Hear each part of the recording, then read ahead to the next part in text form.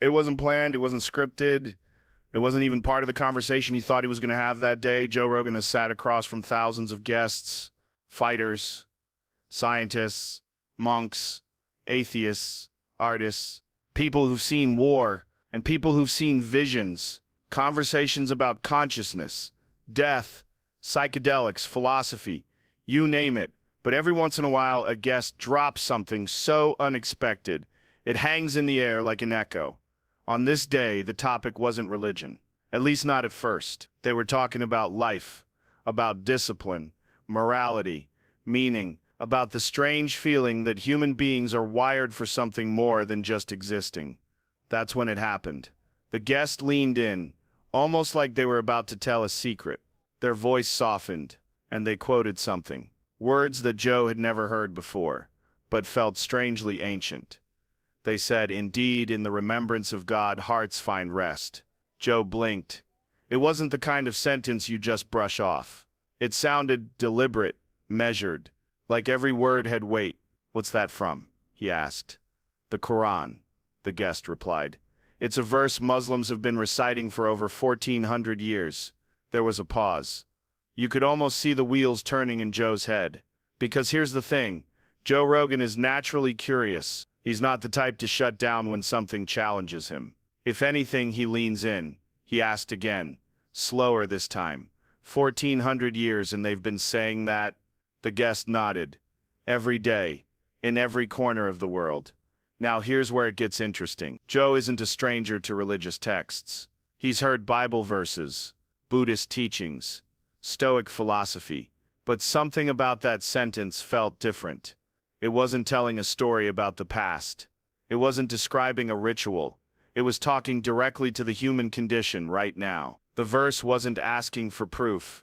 It wasn't trying to convince. It was making a statement, and daring you to test it. In the remembrance of God, hearts find rest. And whether you believe in God or not, that's the kind of line that makes you stop, because we all know the feeling of a restless heart. In the studio, the conversation slowed. Joe started asking questions, not about the rituals, not about the politics, but about the book itself. "How's it written?" he asked. "Is it like poetry? Is it history?" The guest explained something that caught him off guard, that Muslims believe the Quran is the direct, unaltered word of God, not just inspired writing, not just wisdom literature, but an actual message, preserved word for word since it was first revealed to a man named Muhammad in the deserts of Arabia over 14 centuries ago. And here's what surprised Joe. This wasn't something a group of scholars debated into existence. The words were memorized, recited, and passed on, unchanged.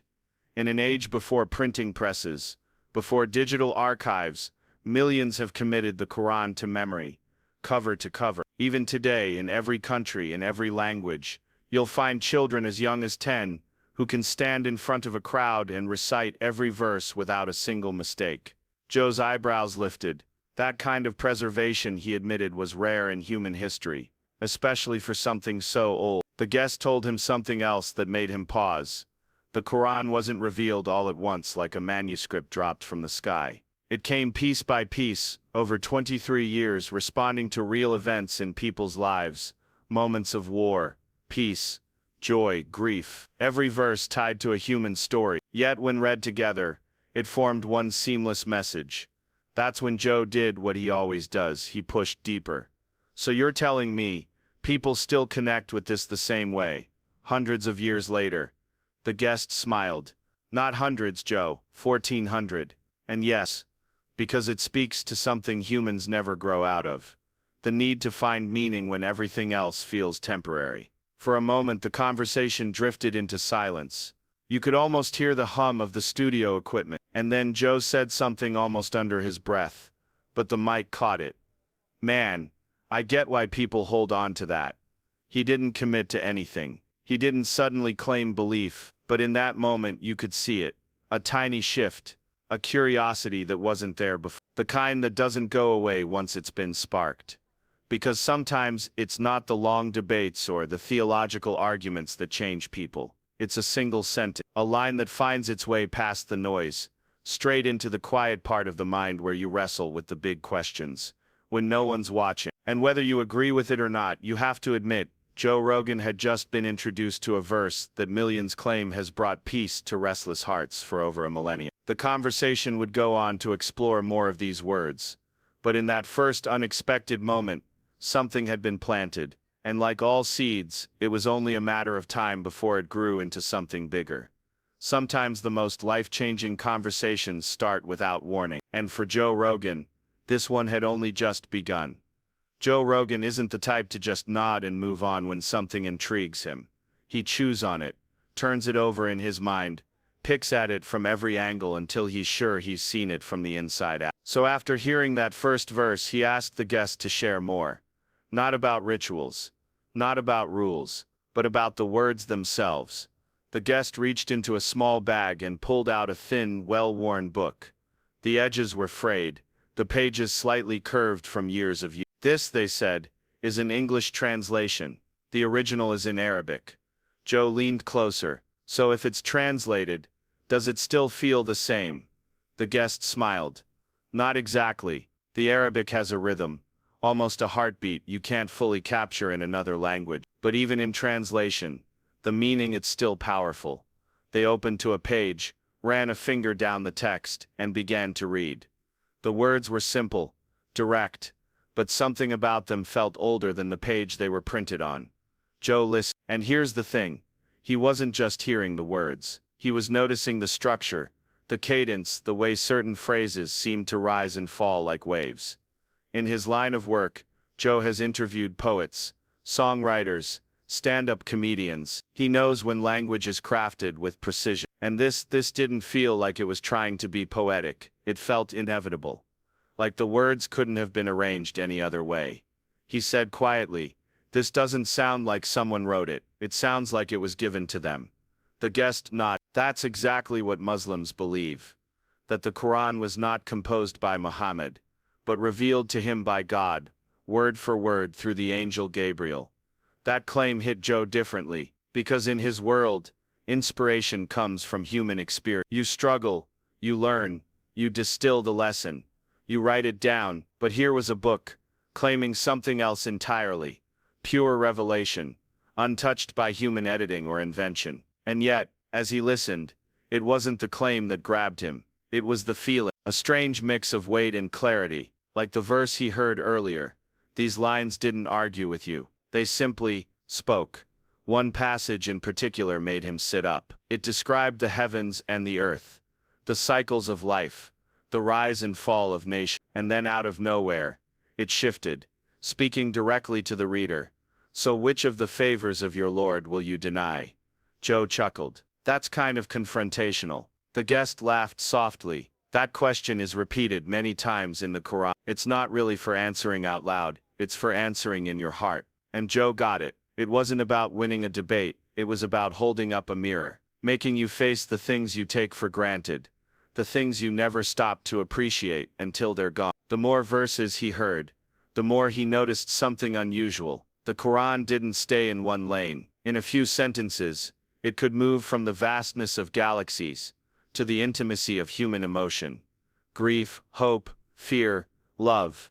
It wasn't linear storytelling like the epics he'd read before. It was layered, circular, as if every part was somehow connected to every other part, no matter where you started reading. Joe leaned back in his chair. It's strange. It's not a self-help book. It's not a novel, but it is talking to you direct. That was the moment the guest told him about the Quran's own challenge. That for over 14 centuries, it has openly invited anyone, poet, scholar, skeptic, to produce something equal to it in beauty, meaning and structure. And that challenge has stood untouched in every generation. Joe didn't say much, but you could tell he was filing that away, turning it over in his head.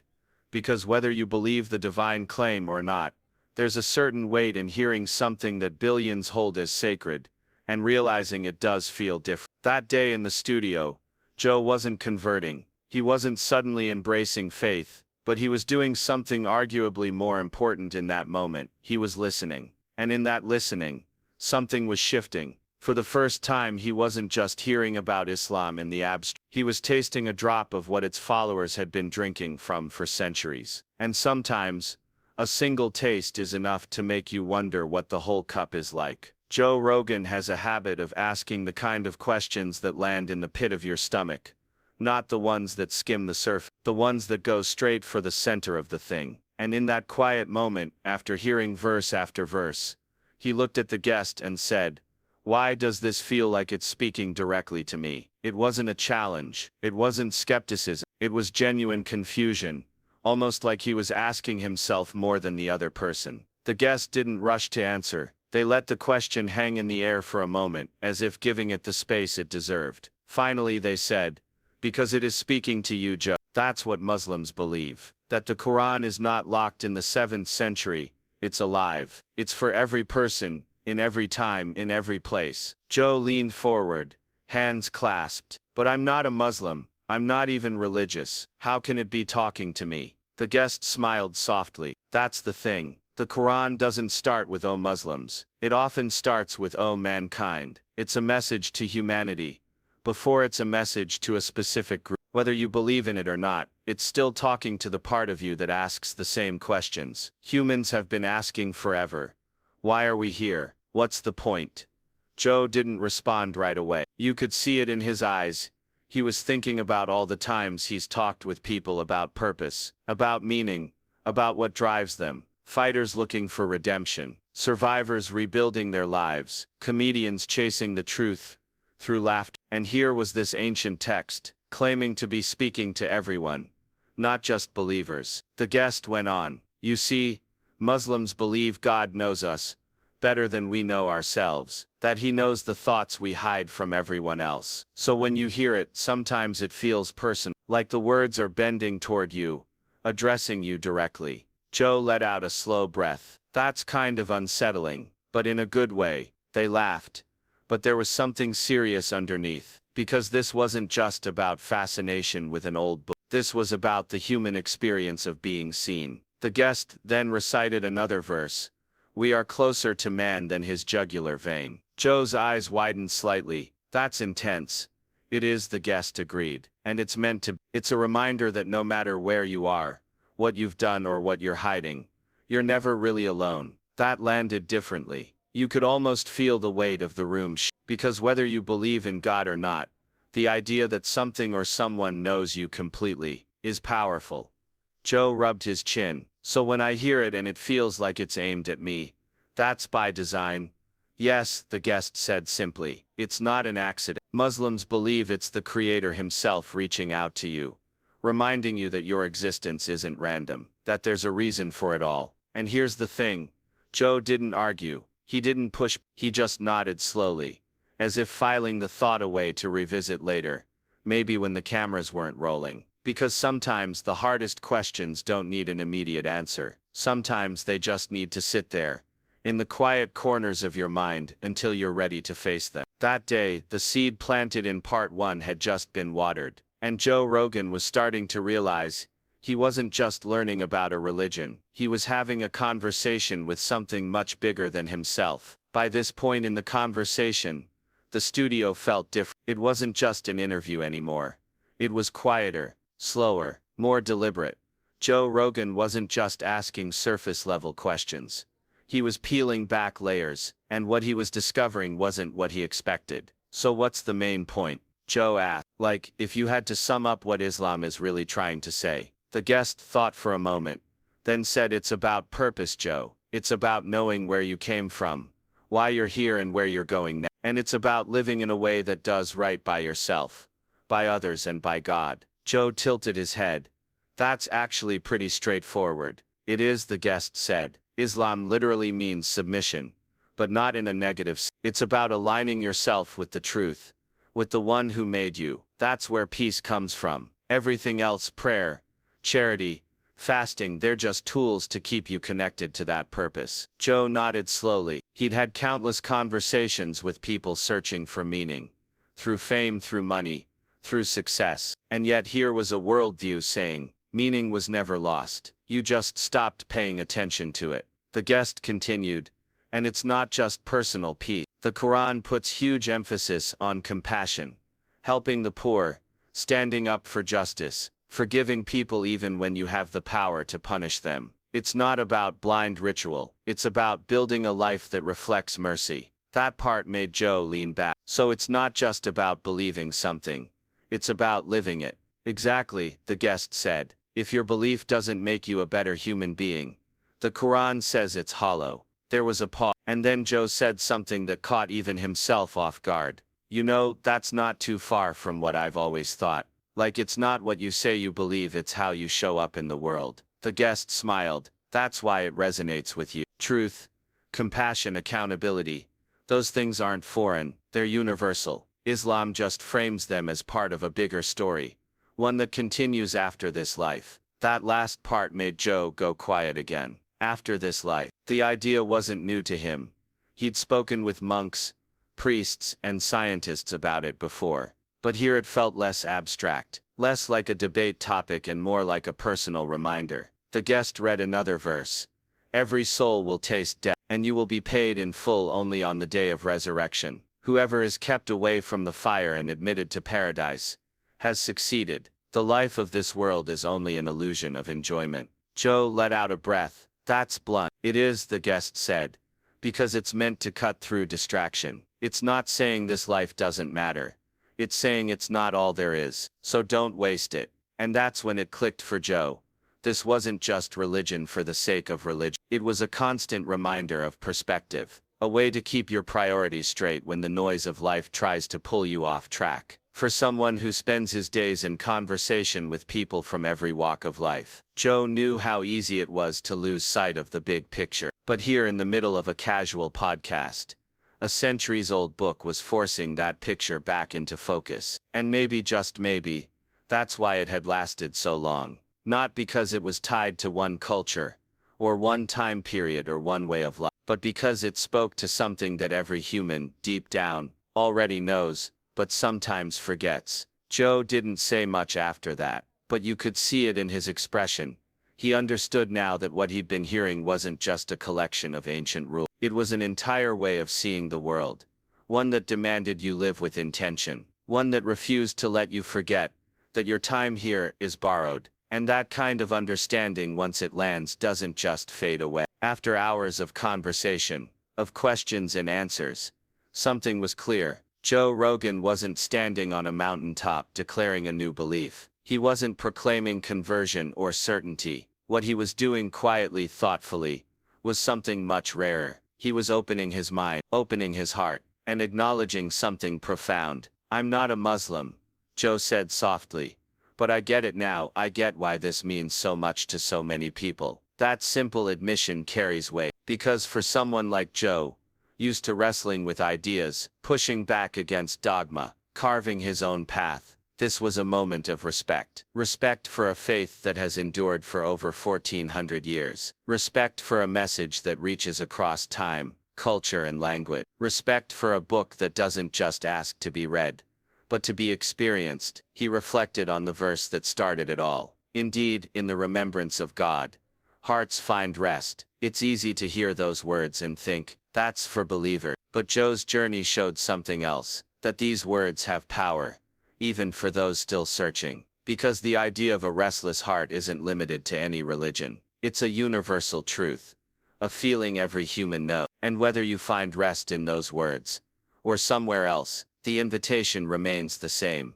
To pause, to reflect, to connect with something beyond ourselves. Joe's story isn't unique, but it's a reminder that understanding starts with listening, that respect begins with curiosity, and that sometimes the most surprising discoveries come from the most unexpected places. So what does Joe Rogan think about Islam now? He thinks it's worth paying attention to, worth trying to understand beyond headlines and misconceptions. Because in a world that often feels divided, that kind of openness, that kind of humility, might be exactly what we need more of. And maybe, just maybe, that's the real message behind the words he heard that day.